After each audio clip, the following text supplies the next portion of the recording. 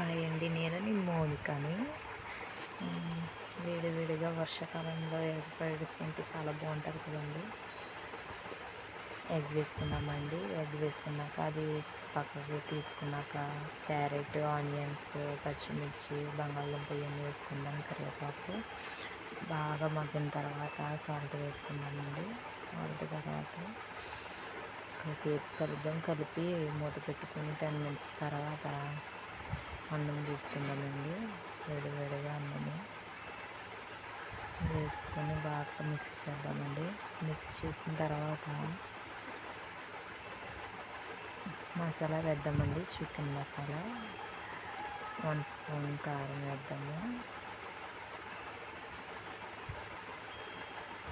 బాగా మిక్స్ చేద్దామండి. మిక్స్ చేసిన తర్వాత ఎగ్ వేసుకుందాము. ఎగ్ వేసిన తర్వాత రెడీ అండి. వేడి వేడి ఎగ్ ఫ్రైడ్ రైస్ రెడీ అండి. కొత్తిమీరతో అలంకరించేసుకుందాం మనం. మరి తింటే ఉంటుందండి మరి వర్షాకాలంలో. మరి అదిరిపోద్ది. మరి మీరు చేసి ఎలా ఉన్నదో కామెంట్లో చెప్పండి.